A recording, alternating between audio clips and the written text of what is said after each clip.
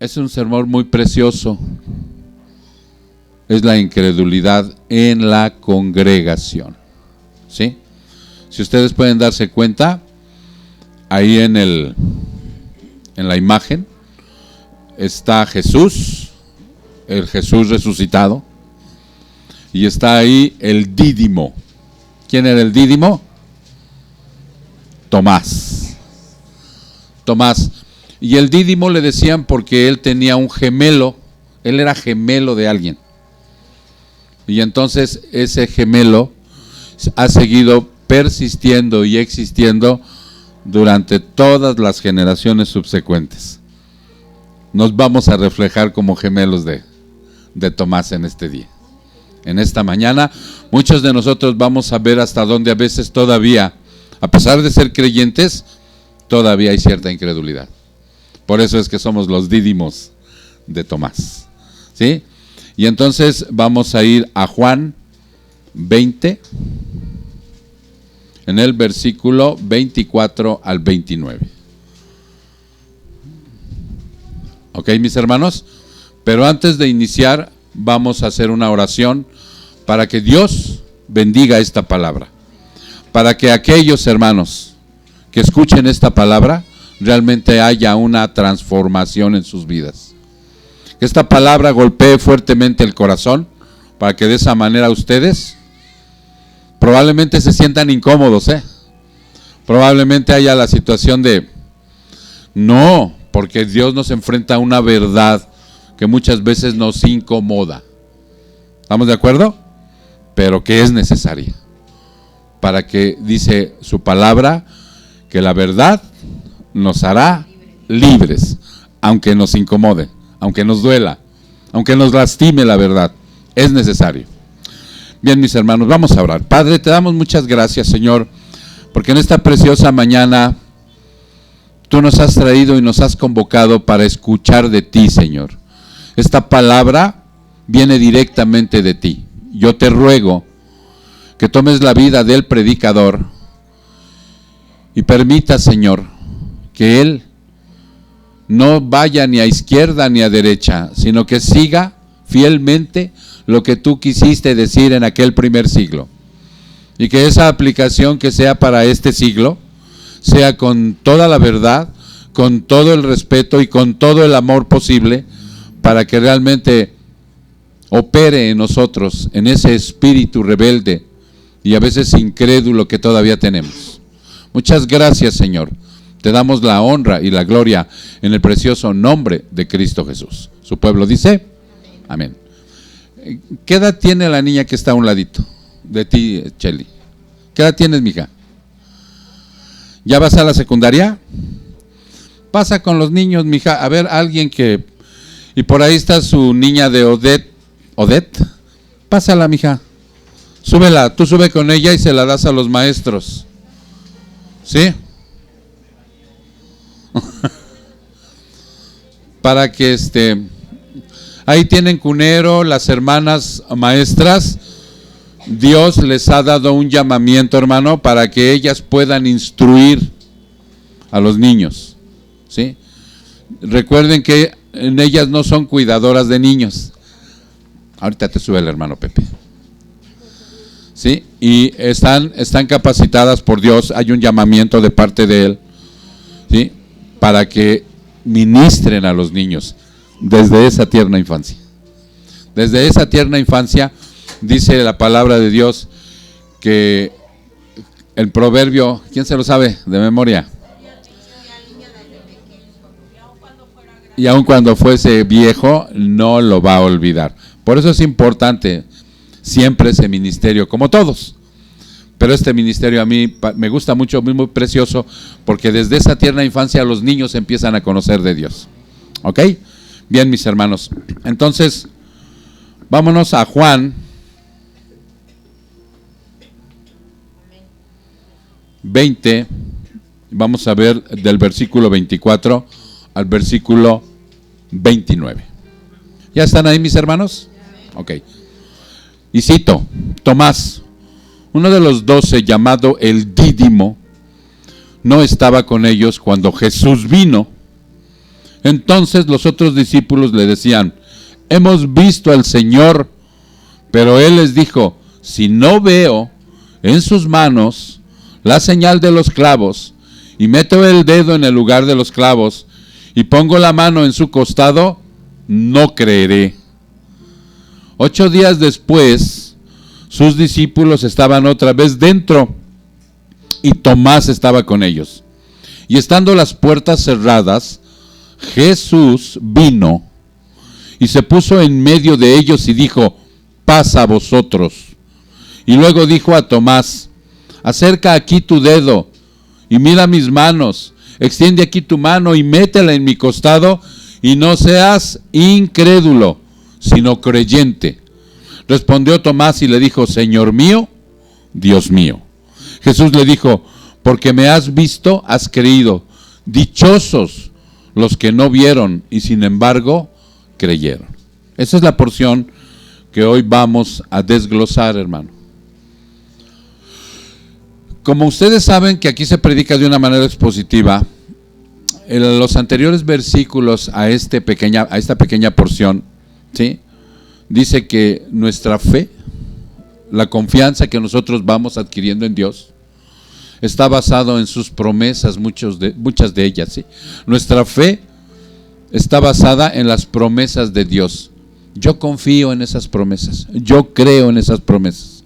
Muchas de ellas ya se han cumplido y otras están por cumplirse, pero ninguna de ellas que te quepa la menor duda que son reales y verdaderas. Y una de esas promesas es la resurrección. Cristo resucitó. Nosotros no lo vimos, pero está plasmado en su palabra y por eso lo creemos.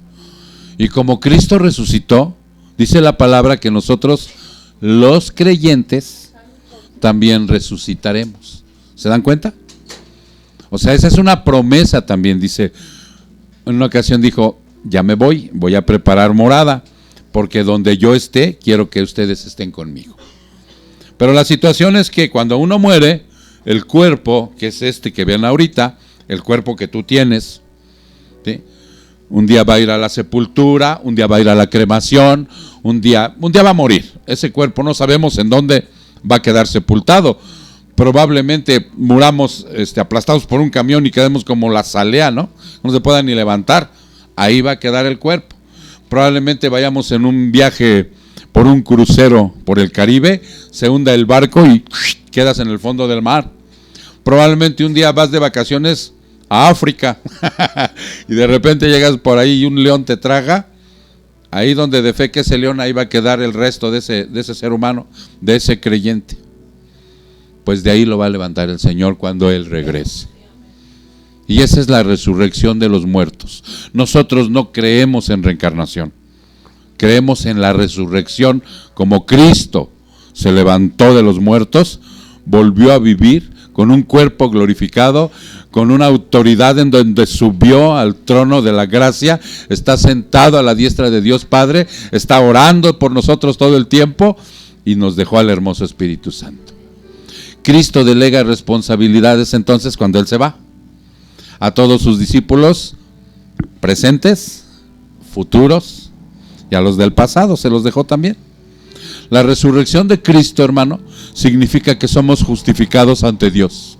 La resurrección de Cristo demuestra que Él venció a la muerte.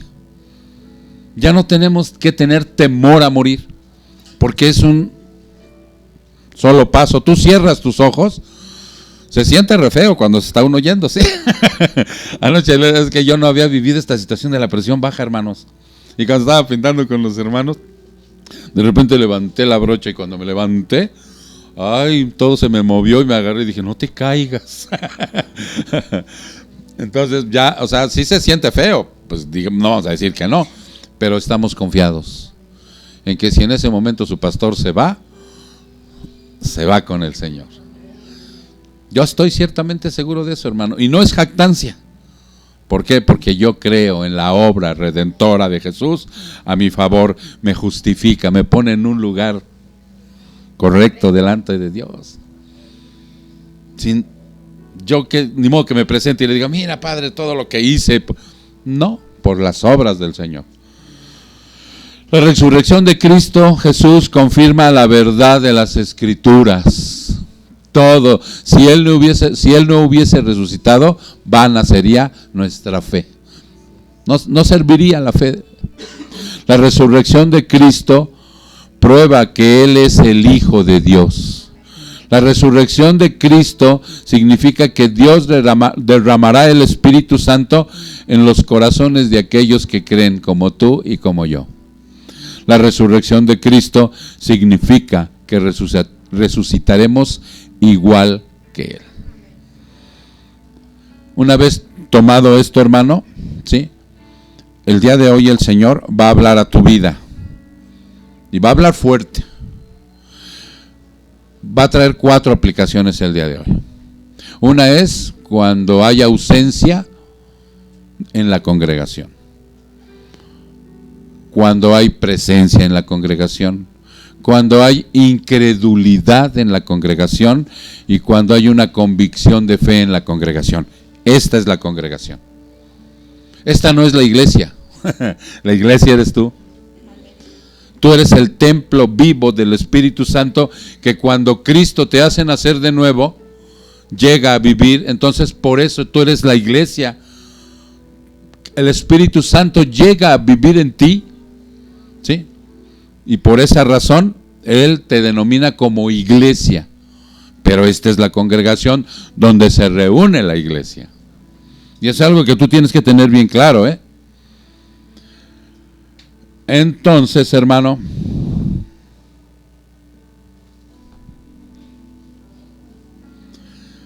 esta aparición de Jesús es la tercera. Es la tercera aparición. Después de su muerte y resurrección, es la tercera vez que Él llega a algún lugar. Y si ustedes observaron en lo que leíamos, dice que estaban, cuando ya estaba el Dídimo, Tomás, estaban las puertas cerradas, ¿no? Estaban cerrados. Había una razón por la cual ellos siempre tenían sus puertas cerradas. Era una iglesia perseguida. No era una iglesia que pudiera estar, mira, como ahorita nosotros a puerta abierta, cantando, alabanzas, proclamando la palabra.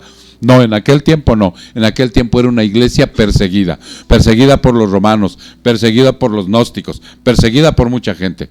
Igual que ahora, pero la situación cultural ha cambiado. Entonces, como estaba cerrado, Él se presentaba así, ¡pum!, de repente. Era una aparición. Era un cuerpo glorificado. Un cuerpo glorificado no está sujeto a las leyes físicas como tú y yo ahorita. Un cuerpo glorificado puede atravesar paredes, puede aparecer donde quiera, no va a morir, no va a envejecer, no tiene hambre, no tiene frío, o sea, pero también deja entrever que sí puedes comer, y eso va a ser fabuloso, ya sin triglicéridos, ya sin engordar. Perfecto, ¿no? El Señor hace las cosas nuevas, Él no pone parches, Él hace todo nuevo, ¿ok? Entonces, esta es la tercera aparición y la segunda a los apóstoles. La primera aparición fue a las mujeres, ¿recuerdan? Y la segunda a los apóstoles. Dice la palabra que no estaba uno de los 12. ¿Quién era? El Dídimo, Tomás.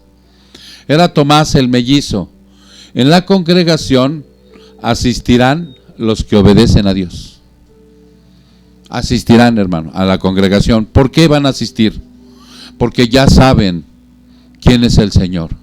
Ya saben que tienen que tener una relación con Él. Van a ir sacando poco a poco de su vida la religiosidad que les endilgaron de hace mucho tiempo. Cuando a mí me decían, vamos a misa, ay, qué flojera. De verdad, hermano. Y la misa se me hacía a mí larga, tediosa. Algo que yo veo en las misas es que no sacan la Biblia. Te crees todo lo que te dice un sacerdote. No sabes si te está diciendo la verdad o no. Simple y sencillamente, tú vas a cumplir con un compromiso como algo más. Pero no hay edificación, no hay crecimiento, no hay... Aquí está la Biblia, todos tienen derecho a saber de la Biblia. Todos tienen derecho a escudriñar la Biblia. En varones se hubieran visto qué agarrones nos dimos el viernes con la Biblia para estudiar un solo versículo. Entonces dice, en la congregación asistirán los que obedecen a Dios. Vámonos rápidamente a Filipenses. Vámonos rápidamente a la carta de los Filipenses. Miren, ya muy pronto, hermanos, vamos a Filipenses en el capítulo 2, en el versículo 12. Ya muy pronto estamos trabajando en eso, porque las personas, hermanos, que Dios va a llamar un día como a ti, como a mí, ¿sí? Tenemos el deseo de servir. Y entonces cuando nosotros tenemos una junta de servicio, ahí el Señor nos da la capacidad en su nombre y a través de la palabra de formar ideas, normas que vayan siendo propicias para también la edificación de ustedes. Entonces, como muchas ocasiones, hermano, se tardan algunos que tienen más dificultad de buscar los versículos, ya muy pronto los vamos a poner aquí en la pantalla para que ustedes haya más agilidad, pero lo importante es que lo corroboren, Yo probablemente a lo mejor la ponemos en 2 versiones para que ustedes la puedan corroborar mejor, ¿ok? Pero mientras llega ese momento, vámonos al versículo 12. Y cito, dice, así que amados míos, tal como siempre habéis obedecido, no solo en mi presencia, sino ahora mucho más en mi ausencia, ocupaos de vuestra salvación con temor y con temblor. Este versículo no quiere decir que la salvación se pierda, pero sí te das cuenta que la obra redentora es una obra preciosa. Hermano, cuando tú te compras algo, no sé, hasta una sala, algo, una chuchería, que tú lo tomas de gran estimación, ¿lo cuidas? ¿Lo valoras? ¿Lo limpias? Y les dices a los chamacos, cuidadito, y porque se las ven conmigo. No. Si es algo material que un día se va a podrir y que se va a acabar, imagínate la obra redentora del Señor Jesús, que te sacó literalmente del infierno, te puso en la gloria, te dio herencia y te va a llevar contigo eternamente. ¿No es digno de cuidarla? Eso es lo que está diciendo este versículo, ¿sí? Cuida tu salvación, ocúpate en cuidar tu salvación con temor y con temblor. Porque no es cualquier cosa, y no porque se pierda, porque cuando tú tienes un objeto de valor, a veces tienes miedo que se rompa, que te lo roben, que se pierda, ¿no? Imagínate, ¿cómo te pones cuando se pierde el control de la tele? Ahora imagínate la obra redentora del Señor. Tienes que cuidarla, hermano. ¿Y cómo se cuida? Con obediencia, con santidad, haciendo lo que el Señor Jesús dice, escudriñando la palabra y cada día deleitándote más en ella, creciendo en santidad, creciendo en amor, creciendo en comprensión. Esa es la manera como se cuida con temor y temblor. Porque Jesús dijo, de lo que me da el Padre, de lo que me ha dado el Padre, ninguno perderé, lo cuidaré y lo llevaré a la gloria. No se pierde la salvación.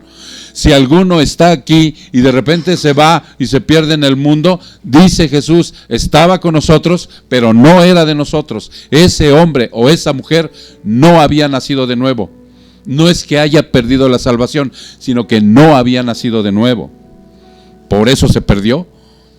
Ok, y luego el 13 dice, porque Dios es quien obra en vosotros.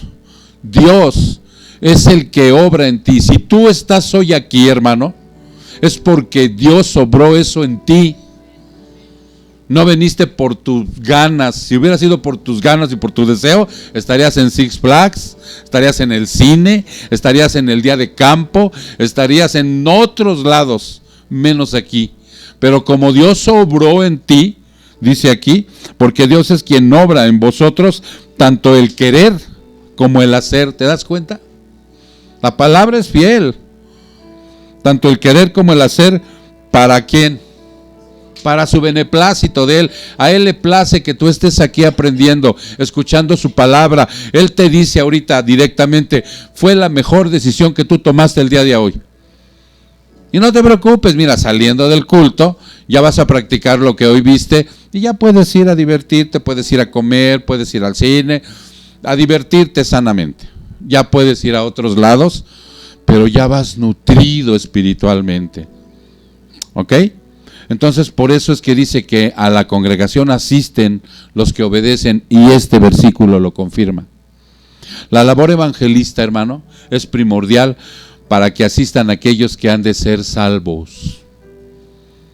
¿Ya se entendió? Miren, probablemente, yo no sé si mis hermanos que acaban de llegar, que es por primera vez, o sea, ellos hayan recibido una evangelización correcta. No lo sabemos. Pero la iglesia tiene que estar preparada por si ellos regresan. Hay que evangelizarlos, hay que discipularlos, hay que hacerlos crecer, porque Dios nos ha dado inclusive dones para hacer crecer a los santos. Si a mí me ha dado el don de transmitir la palabra, es para que ustedes crezcan, no para que yo me envanezca, no para que digan, wow, qué pastor. No. Y desde ahorita te lo digo, no cometas el error de ver al pastor. Enfócate en la palabra, enfócate en que el pastor está presentando a un Dios todopoderoso para que tú le ames, le reconozcas y le sirvas. No yo, hermano, no a nosotros, sino a su nombre sea dada la gloria. ¿Sí se entiende? Entonces, por esa razón dice que la labor evangelista es primordial para que asistan aquellos que han de ser salvos. Romanos 10:15. Vámonos a Romanos 10:15. Y cito: ¿y cómo predicarán si no son enviados? Tal como está escrito, cuán hermosos son los pies de los que anuncian el evangelio del bien. Son preciosos esos pies. Esos pies que antes se dirigían a pecar, a robar, a adulterar, a mentir, a todo, corrían rápidos esos pies, a emborracharse, ¿sí?, a chismear.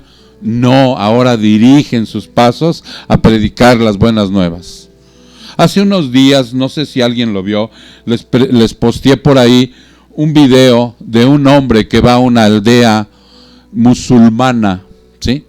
Y están ellos en sus rituales musulmanes. Es más, están en un casorio. Y llega por ahí el cristiano, que es de la misma etnia que ellos, pero ya cristiano convertido. Y entonces le habla a una pareja, le saca el evangelio y les empieza a predicar. Lo ve el jefe de la tribu y se va todo iracundo y le dice: ya te dijimos que no vengas aquí. No queremos a Jesús aquí. Aquí creemos en otros dioses. ¿Por qué regresas si ya te dijimos? Y le vuelve a decir: ¿por qué regresas? Y él le dice: porque si no regreso, ¿quién les hablará de Jesús? ¿Quién les hablará de Jesús? ¿Te has preguntado eso, hermano? En tu trabajo, en tu escuela, en tu vida cotidiana, los que están cerca de ti, tus familiares, si no les predicas, no es que se vayan a enojar porque ellos son de otra religión. Háblales de Jesús, no de religión. Háblales de Jesús, de la salvación, del arrepentimiento. No les digas: te invito a que Jesús vive en tu corazón, porque eso ni bíblico es. Diles del arrepentimiento, lo que es el arrepentimiento. Entonces, por eso dice: y el Señor decide los que han de ser salvos. Tu labor es predica. A este hombre que les estoy diciendo lo golpearon, casi al punto de dejarlo muerto. Le remordió la conciencia al jefe de la tribu, fue y lo sacó del foso donde lo depositó, lo curó y aceptó el mensaje. La tribu está predicada y muchos ya son cristianos. Dios es así. Por eso va a haber dolor, va a haber sufrimiento, va a haber de todo, pero hay que predicar la palabra. No te enconches, hermano, en tu burbujita de bienestar. Tienes que salir a predicar el evangelio. Vean lo que dice Hechos 2:43.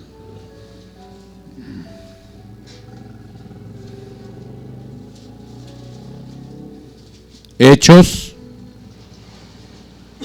capítulo 2, versículo 43.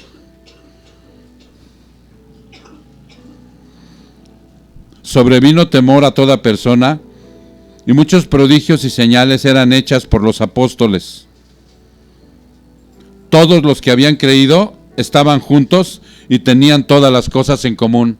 Aquí estamos muchos creyentes. ¿Y qué es en lo que tenemos en común?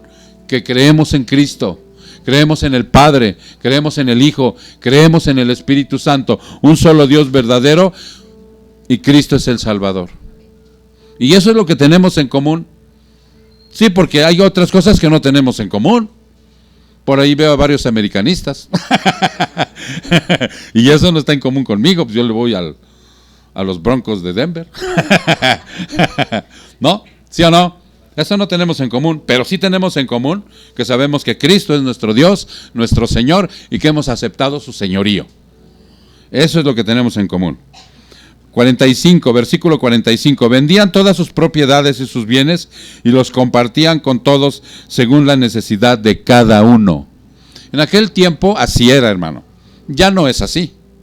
¿Por qué vendían todo? Porque era una iglesia perseguida, estaban escondidos y tenían que subsistir toda una comunidad. Esta es una comunidad cristiana. Y ayer que estábamos en el curso de matrimonios, decíamos que nosotros tenemos que ser hospitalarios. Y tienes que recibir un día a tu hermano si tiene que ir a tu casa por una necesidad, o porque un día anduvo lejos y me das chance de quedarme, hermano, adelante. Ponemos un colchón ahí de esos inflables y duérmete, le sacamos una cobija, ¿no? Pero ya no. Hoy a través de las ofrendas y los diezmos voluntarios, ¿sí? Y una vez a la semana. Aquí no se pide que cuando vengas mañana, que cuando vengas pasado, y nunca vas a ver aquí que una ofrenda extra. Somos muy tajantes en eso. O sea, dice la palabra de Dios que ellos el domingo, la iglesia primitiva, dice Pablo, de lo que Dios te prosperó y lo que de tu corazón salga, échalo aquí en la urna, aquí. Y no es obligatorio. No es obligatorio. Como dice la palabra, un dador alegre no es obligado. Nadie te va a juzgar, nadie te va a criticar, no llevamos listas, no llevamos apuntes, nada, ¿sí? Pero ellos, porque era una iglesia perseguida, así lo hacían. Vendían enteramente sus propiedades para mantenerse juntos. Era otra época. 46. Día tras día continuaban unánimes en el templo, partiendo el pan en los hogares, comían juntos con alegría y sencillez de corazón. Y ese partimiento de pan y comer con alegría incluía la Santa Cena, lo que hoy vamos a hacer. Pero también hemos compartido el pan, ¿verdad, Mari? Aquí hemos traído todos un guisadito, hemos convivido, hemos comido rico, con sencillez de ¿qué? De corazón, sin jactancia. Si una hermana, un día trajeron barbacoa unos, otros trajeron esto, no importa el platillo que sea, hasta chicharroncito en chile verde, ¿no? Frijolitos, lo más sencillo. Todo es apreciado y bendecido por Dios. ¿Ok? Y entonces dice, y el Señor, alabando a Dios y hallando favor con todo el pueblo, y el Señor añadía, fíjate bien, añadía al número de ellos los que iban siendo salvos. Tu labor es predica. Tú no los vas a salvar, ni te sientas frustrado. No, hermano. Tu labor es predicar, predica el evangelio y Dios los va a traer. Yo le decía, tú no traes a nadie, Dios los va a traer. Él es el que conduce los pasos. Tú puedes ser el conducto. Ok, de eso sí estoy de acuerdo. ¿Sí? Muy bien. Entonces, eso dice, entonces los otros discípulos decían, hemos visto al Señor. ¿Recuerdan? Hemos visto al Señor. Cuando un creyente es sanado de su ceguera, y no de la miopía física, porque esa es una operación y tan, ¿verdad? ¿Ves? Ya inclusive ni usan lentes. Muchos son candidatos a esas operaciones. ¿Y qué? Fuera lentes. pero no se refiere a esa ceguera. Cuando un creyente sanado de su ceguera puede ver a Dios, puede ver al Señor. ¿Físicamente? No. ¿Cómo verías a Dios? Yo lo veo todos los días, hermano. Todos los días yo veo a Dios. ¿Cómo creen? A través de la palabra. Yo creo que esta semana 2 hermanos que olvidaron sus Biblias por ahí y no estuvieron ahí guardadas y empolvadas, no lo vieron. Y luego les pregunto, hermano, ¿leíste tu Biblia? Diario, pastor. Desde en la mañana. Y luego les he sacado fotos, las Biblias olvidadas. No, hermano, tú ves a Dios, al Señor, cuando lees tu palabra. Dice, puede entender lo que dice el Señor, también puedes entender lo que dice el Señor. Porque estás en la congregación y estás creciendo. Tu mente, tu pensamiento, tus emociones, tus decisiones van aparejadas conforme a tu relación con Dios. De veras, hermano. Entonces puedes entender lo que dice el Señor, puedes aprender lo que dice el Señor, puedes tener hambre del Señor, puedes ver la responsabilidad que te pide el Señor y puedes vivir de lo que tu Señor te ha provisto. Se te quita lo ansioso de más y más, lo envidioso, porque una persona que no tiene a Dios, cuando ve progresar a otra persona, lo envidia. Y la envidia es un pecado bien que corroe el alma. Porque inclusive, ok, ya lo obtuviste, ya lo obtuve. Lo que tenía el vecino, ¿no? Ya lo tengo yo. Ay, se sientes bien. Y luego obtienes más tú. Y dices, ay, eso que obtuve yo, no me gustaría que lo tuviera él. Es bien dura la envidia. Entonces, cuando estás con el Señor, puedes vivir con lo que el Señor te provee, con humildad y no con jactancia. Y puede ser inclusive, te puede llegar buen dinero, porque Dios bendice. Dios bendice, Dios prospera conforme prospera el alma de la gente. Y deben comunicar a otros lo que el Señor ha hecho por sus vidas, ¿cierto? Debes comunicarle a otro, mira, esto es lo que Dios ha hecho por mi vida. No des tu testimonio antes de la palabra, porque si no te vas a enfrascar en, acuérdate que no a nosotros, sino a su nombre es la gloria. Es más, a veces te van a preguntar, mira, si no te preguntan, ni metas tu historial, porque puede ser que con tu historial sí los hagas llorar, porque estuvo bien deplorable tu vida. Y los vas a hacer llorar, pero de lástima. O sea, no, háblales de Cristo. Háblales de lo que ha funcionado en tu vida. Háblales de todo lo hermoso y precioso que es el Señor en salvación, del arrepentimiento que pide. Y ahí entras en lo bueno. Porque cuando les explicas del arrepentimiento, como que ya no es sentimiento de culpa.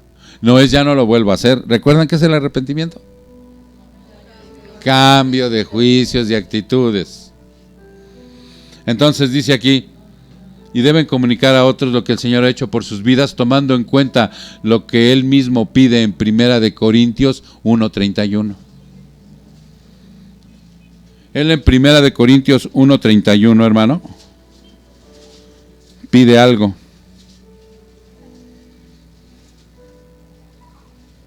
Primera de Corintios, capítulo 1, versículo 31. Y cito, para que el tal, como está escrito, el que se gloríe en el Señor. ¿Ya te diste cuenta por qué no debe ir tu historial primero? Y así él te pregunta, oye, ¿tú cómo eras antes? Pues mira, el Señor me sacó de ese lodo, de ese estiércol, de ese agujero, de esa vida. Él me sacó de ahí. ¿En serio? Pues si a ti te sacó, ¿crees que pueda conmigo? Claro. Claro que sí. Y depende de Dios, no de ti. Y explícale bien, hermano. Ok.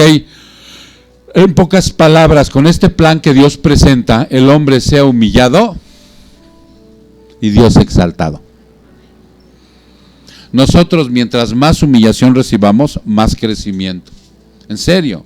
Mientras más te exaltes por ahí en la vida, ¿qué dice la palabra? Más vas a ser humillado. Pero si te humillas ante Dios, Él te va a exaltar, Él te va a dar un lugar de honor, Él te va a hacer partícipe de sus bendiciones, de su gloria. Él, no el hombre. El hombre sí te va a humillar. Ok. Hay incredulidad en la congregación a veces. De verdad, hermano. Esta es la congregación de los santos. Esta es la congregación de los cristianos. Cada creyente de la congregación en algún momento de su vida se identifica como el dídimo. Por eso es el mellizo. Yo soy uno de ellos, un dídimo de Tomás. Y ese creyente incrédulo, o sea, ¿cómo es posible esta paradoja? Creyente, incrédulo. No, pastor, o es creyente o es incrédulo. No invente. Pero ¿sí conoces las paradojas? ¿Sabes lo que representan? Dice, una paradoja es algo que aparenta ser una contradicción, pero en realidad no lo es. Un cristiano puede regocijarse y alabar en medio de la tristeza. ¿Cómo? Pues si está triste, ¿cómo va a alabar y cómo se va a regocijar? Bueno, pues Dios hace eso. Dios en un momento determinado, si te llega una enfermedad, digo, dura, de esas inevitables, el creyente tiene que estar tranquilo, sereno y regocijado y feliz. Aunque cuando llegue el dolor, oh, su mecha. ¿No? Un cristiano puede tener paz en medio de la aflicción. Y fíjense qué importante es esto. ¿Cómo puede tener un cristiano paz en medio de que sea perseguido? ¿Sí? Como este hombre que les revelé hace rato. Lo golpearon, entre muchos. Lo aventaron a una fosa. Ahí se estuvo toda una noche muriendo. ¿Cómo puede tener paz ese hombre?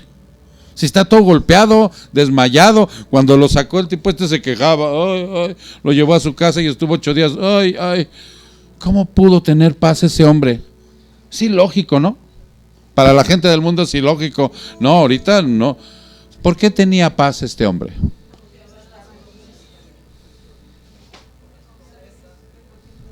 Pásame el matamoscas.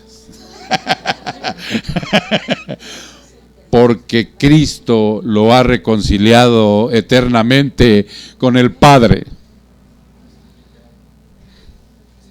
Esa es la paz.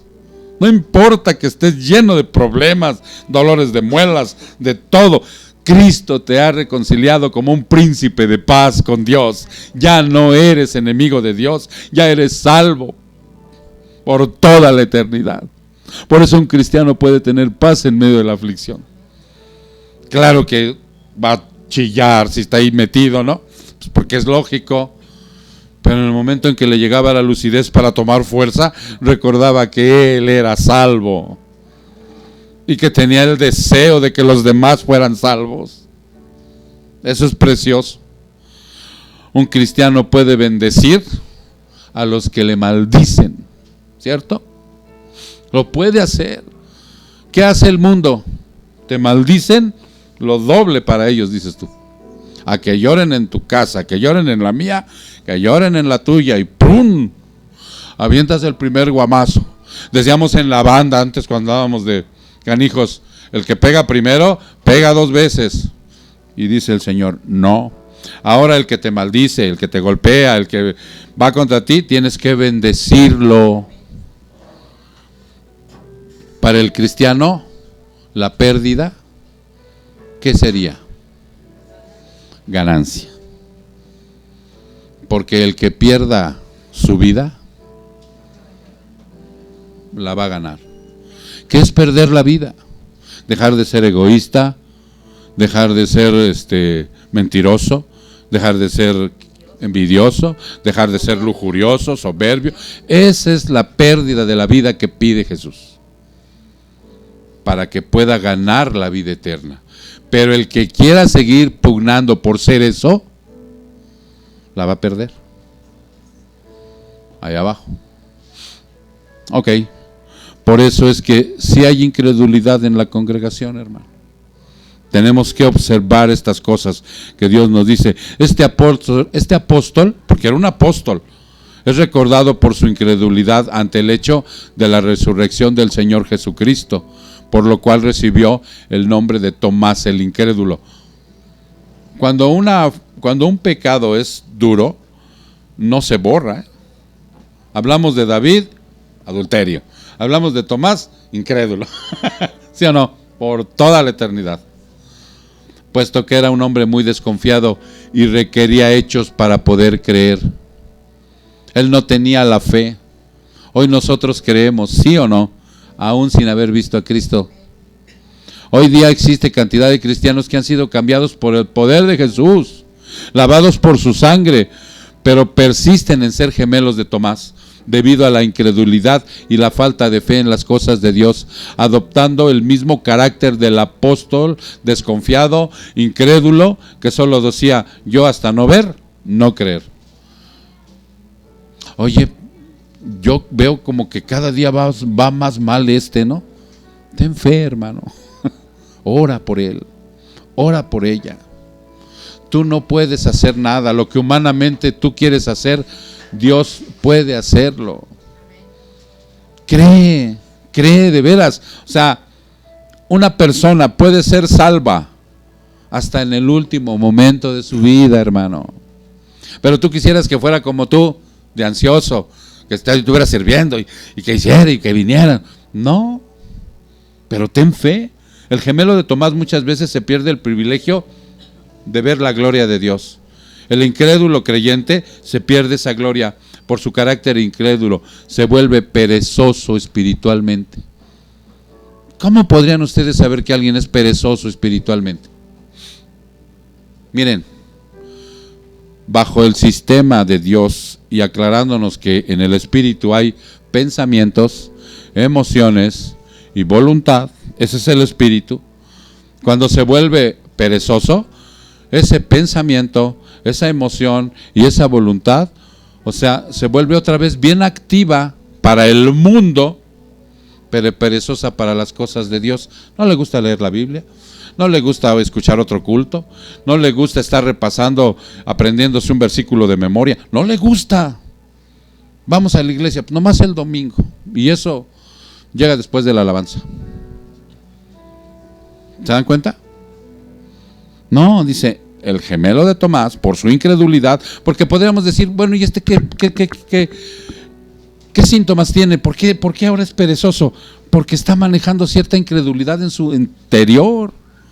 Se pierde el privilegio de ver la gloria de Dios. Por su carácter incrédulo se vuelve perezoso espiritualmente. Se despierta en la madrugada y va por la pastilla para que se vuelva a dormir.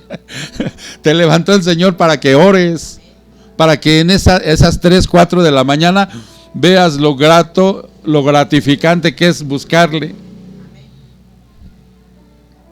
Tomás había estado apartado de los apóstoles cuando Jesús se le presentó, ¿cierto?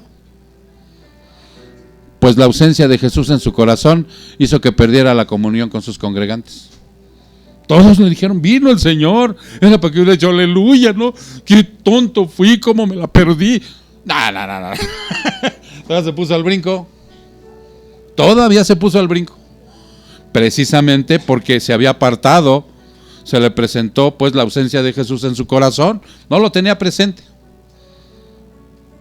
Hizo que perdiera la comunión con sus hermanos.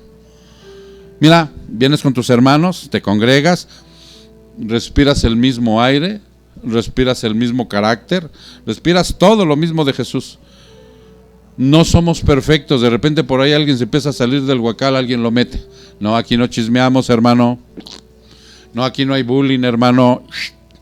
Sí, porque tenemos las tendencias todavía del mundo, ¿no? Tenemos un pecado residual y siempre va alguien. Por eso siempre en una congregación tiene que haber un liderazgo.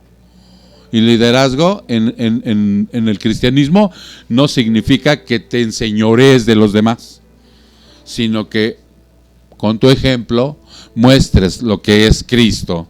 Y si estamos en un momento tanto de trabajo físico como ayer, como en una reunión, tiene que haber un líder que diga con su ejemplo, no, por ahí no es. No, mira, ahora que llegue el culto, le vas a pedir una disculpa a la hermana porque ayer te portaste grosero con un comentario con ella. ¿Sí se entiende, hermanos? O sea, ese es el punto. Pero cuando se aparta de ese núcleo, pues entonces el cristiano se vuelve patán, perezoso, lo envuelve el mundo, la música del mundo, empieza a racionalizar, no creo que son fanáticos, empieza a morir. Por eso cuando llegó el Señor dijo, no, yo hasta que no vea no creo. La manera de hablar de Tomás era una ofensa que desanima a los demás. Estaba denigrando las maravillas de Dios. No creía en la resurrección. Todos los apóstoles, hermano, cuando llegaron las mujeres, le dijeron, hemos visto al Señor. ¿Y qué hicieron? Juan y Pedro salieron corriendo como en estampida y llegaron a ver, yo, wow. De veras, hermano, ya había pasado la etapa de su miedo, de su incredulidad. Como que en su corazón había la esperanza de que el Señor resucitara, pero era más fuerte el miedo a vivir todo lo que ellos habían visto que había vivido Jesús. Mas sin embargo, cuando llegaron las mujeres y les dijeron, ya resucitó Jesús, aleluya, salieron pero corriendo los dos. ¿Quién llegó primero?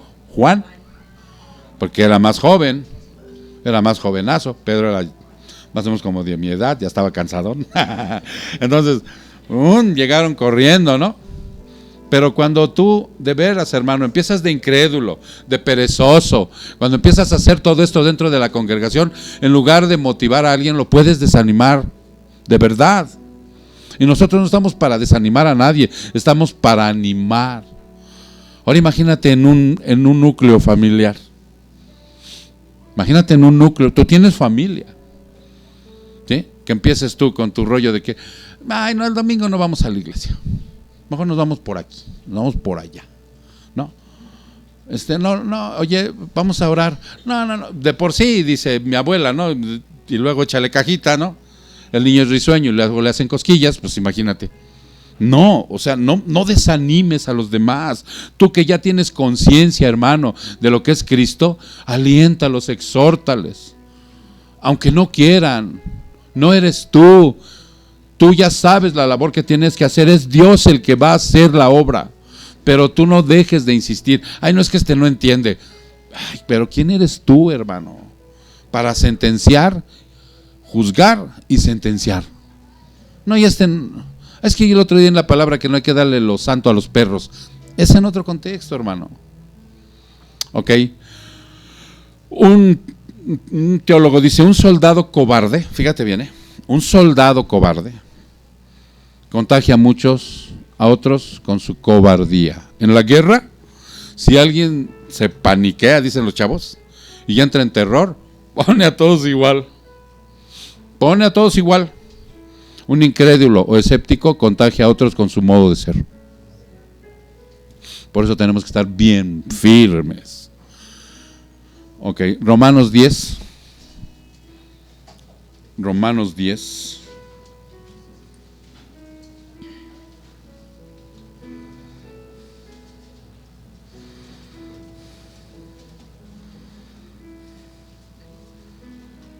Romanos capítulo 10, en el versículo 1. Y cito: hermanos, el deseo de mi corazón y mi oración a Dios por ellos es para salvación. Porque yo testifico a su favor de que tienen celo de Dios, pero no conforme a un pleno conocimiento. Pues desconociendo la justicia de Dios y procurando establecer la suya propia, no se sometieron a la justicia de Dios, porque Cristo es el fin de la ley para justicia de todo aquel en el que cree. Lo que está diciendo Pablo aquí es que un hombre, fíjate bien, te lo voy a leer. Hermanos, el deseo de mi corazón y mi oración a Dios por ellos es para salvación. Recuerden el contexto. Pablo, predicando a los romanos, muchos eran de la ley, no querían dejar las enseñanzas de la ley, de la circuncisión, de los sacrificios, ¿no? Dice, pero hay que orar por ellos para salvación. Como ahora, muchos no quieren dejar a sus ídolos, ¿sí? Muchos no quieren dejar sus creencias falsas. Muchos no quieren, porque se lo enseñó su mamá. porque se lo enseñó su papá. No, no te reniegues de ellos. Sigue predicando, porque en tu oración dile: mira, Señor, hoy conocí a don Panchito, que es bien idólatra, y toda su casa la tiene llena de santitos y de vírgenes y de colgajos y sábilas por aquí, sábilas por allá, agüitas hecha fuera de su casa para que se vayan las malas vibras. Yo hoy conocí a una persona de esas. Voy a orar por él constantemente, ¿cierto? Porque yo testifico, dice, a su favor, de que tienen celo de Dios. Estos judíos, ¿a quién amaban? A Jehová de los ejércitos. Y su celo era fuerte por Jehová, pero eran legalistas, ¿sí? Eran legalistas. Hoy actualmente los judíos aman y siguen amando a Jehová, pero no creen en Cristo. ¿Se dan cuenta? 3, pues desconociendo la justicia de Dios, ellos no conocían a Cristo. Ellos no conocían su sacrificio en la cruz. Ellos no conocían que somos justificados por su sangre preciosa derramada en la cruz. Por eso dice: desconociendo la justicia de Dios y procurando establecer la suya propia. Estos judíos querían ser salvos por sus obras. Y muchos hoy en la actualidad quieren ser salvos siendo buenitos. No se puede. Dice: procurando establecer la suya propia, no se sometieron a la justicia de Dios. No toman a Jesús como Señor, porque Cristo es el fin de la ley. Cristo cumplió la ley, acuérdense, no la abolió, la cumplió. La cumplió en toda la extensión de la palabra. Eso es lo que está diciendo aquí Pablo. Él cumplió la ley para justicia a todo aquel que cree. ¿Cierto? No seamos cobardes, hermano. Salgamos y prediquemos esto con todo el denuedo, aunque te vaya la vida, aunque te canses, aunque te acongojes, aunque te mojes, aunque, bueno, aquí ni cae nieve, ¿va? Pero todo eso. La afirmación que Tomás hace de Jesús a Jesús al llamarle Señor mío, Dios mío, es una convicción de fe para toda la congregación cristiana. Porque en el momento en que él quería ver, ¿no te pasa muchas veces que la evidencia sobrenatural de Jesús te confunde? Porque yo he visto que ha confundido a mucha gente. Quieren ver lo sobrenatural de Jesús a través de milagros, prodigios, que caiga oro del cielo, que te pongan muelas nuevas, que sanen, No, lo sobrenatural de Jesús es la transformación de un corazón egoísta y malvado a uno bueno. Ese es lo sobrenatural. Por eso yo les digo, se confunden. Por eso la afirmación de Tomás cuando lo ve y le toca, porque le vio las marcas aquí, de aquí lo clavaron, no de aquí, aquí. Le vio el costado de la lanza, ¿no? Le vio también lo de los pies. ¿Sí? Ahora Tomás tiene convicción de la resurrección de Jesús porque ha visto, ha puesto sus manos sobre las heridas del Señor. Y el Señor viene y el Señor te está mostrando las heridas. A veces te dicen a ti, ¿cómo estás? Bien. Muestra también tus heridas. Hay cosas que tendrás que ir a la consejería con el pastor. Bueno, puedes andar platicando tus intimidades, ¿no? Pero no les digas, bien, no pasa nada. Mira, estoy regocijado así como, ríe payaso. No se puede. También hay que decirle, miren, ayer también anduve mal. Miren, ayer también me equivoqué. Ayer la regué, ¿no? Ni modo de aventarles ahorita un chorro. ¿Por qué no nos daría el pastor la secuencia de Mateo? Y que les aventara ahí un chorro aquí mareador. No, me sentí mal, hermano, me sentí cansado, ya no lo pude terminar. Este ya lo tenemos preparado para un caso así, siempre tenemos que prever, ¿no? Por eso se los está dando ahora, pero la semana que entra seguimos con Mateo, si Dios quiere, ¿ok? Por eso el Hijo de Dios debe creer en la divinidad de Jesús. Y no como dicen algunos de sus detractores, que es un hombre hecho Dios. No. Él es Dios hecho hombre. Él es Dios hecho hombre, encarnado. Vamos a concluir, hermano. Vamos a concluir. Todo creyente, todo el que ha nacido de nuevo, todo aquel que es hijo de Dios, porque dicho sea de paso, la palabra de Dios dice que no todo el que nace en este mundo es hijo de Dios. Es creación. Lleva la imagen del Padre, pero manchada por el pecado. Eso que cometió Adán y Eva y se es transmitido a todas las generaciones posteriores, nos quita el derecho de ser hijos de Dios, a pesar de llevar la imagen del Padre. Y llevar la imagen del Padre no es otra cosa que somos precisamente, tenemos pensamientos, emociones y voluntad. Esa es la imagen del Padre, ese es el Espíritu que en Génesis 2:7 metió aliento de vida. Pero por haberlo manchado a Adán y Eva con el pecado, perdimos el privilegio de ser hijos. ¿Qué le hizo a Adán y a Eva? Sáquese de aquí. Les dijo, váyanse de aquí. Y les dio la espalda. Y entonces nacemos enemigos de Dios. Por lo tanto, no somos hijos de Dios cuando nacemos, somos creación de Dios. Pero llega Cristo con su obra redentora y nos hace nacer de nuevo, y entonces nos mete a la familia de Dios. Ahora es creyente. Pero ya no el famoso dicho que cuando tú le dices a alguien, oye, ¿sí crees en Dios? Y te dicen, bueno, mira. Y me da hasta risa porque dicen, mira, sí, mira, pero yo no soy de ninguna religión, soy creyente. Y tú dices, ¿creyente de qué? No, porque según creyente es ser hijo de Dios, restaurado por Cristo, justificado por Él, nacido de nuevo. Ese es un creyente. Dice, todo creyente tiene que utilizar esto, la razón para comprender las Escrituras. ¿Es verdad? Yo estoy leyendo y digo, wow, ¿no?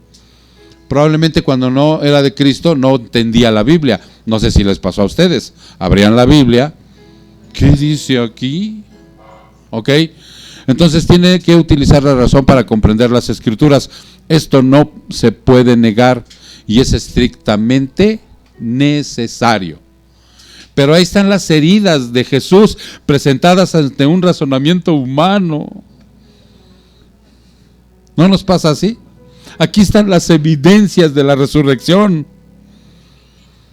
que no puede comprender solamente con las evidencias de las leyes físicas, naturales ni gramaticales, sino solamente con las sobrenaturales.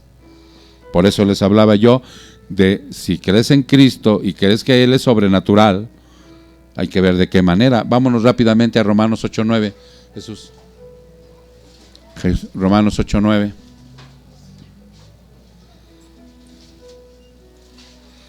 A ver si hay en mi librito. Romanos 8:9. Dice, sin embargo, vosotros no estáis en la carne. Dice, ya no andas en pecado. Es lo que está diciendo. Sino ahora en el Espíritu. Y Espíritu está con E mayúscula. ¿De acuerdo? Si en verdad, dice, fíjate bien, si en verdad el Espíritu de Dios habita en vosotros, estás en el Espíritu. Dice ahí esa palabra, que cuando Dios te hace nacer de nuevo, el Espíritu de Dios llega a habitar en ti. Dice, pero si alguno no tiene el Espíritu de Cristo, el tal no es de Él. Así de fácil, dice el Señor. No tienes el Espíritu del Señor. No eres su hijo. No puedes entender. No puedes comprender. No te puedes regocijar con esto. Esto es alimento para el creyente. Lo desecharás. Lo marginarás. Como entrará por aquí y saldrá por acá. ¿No se entiende? Dice, aquí. Por eso Jesús le dice a Tomás, bienaventurado. Bienaventurado es dichoso, gozoso y feliz, porque viste y creíste. Pero también tienes que ser dichoso, que aunque no lo estés viendo, no lo comprendas, es verdad y está ahí. Probablemente Tomás, la siguiente duda de Tomás sería, ¿por qué no sangran tus heridas? Ahí están, ¿por qué no sangran? Ya no hubo necesidad de que Tomás hiciera eso. A mí me da la sensación que en ese momento Tomás creció en la fe, porque ya no hubo necesidad de estar racionalizando. Creyó, y nosotros razonamos todo lo que haya que razonar de las Escrituras, pero somos más dichosos por lo que dice Jesús, puesto aunque no fuimos testigos en ese momento, hoy creemos en su resurrección. Y él lo habló, y con eso cerramos, hermano. Juan 17. Él lo habló y lo dijo para las siguientes generaciones. Juan, ay mamá, Juan 17, en el versículo 20. Este capítulo es la oración intercesora de Jesús en todo su esplendor, ¿sí? Y entonces dice aquí, mas no ruego solo por estos. Está hablando Jesús y dice, le dice al Padre Eterno, no te ruego nada más por estos. ¿Quiénes? Los que estaban ahí en la Santa Cena con él, los apóstoles.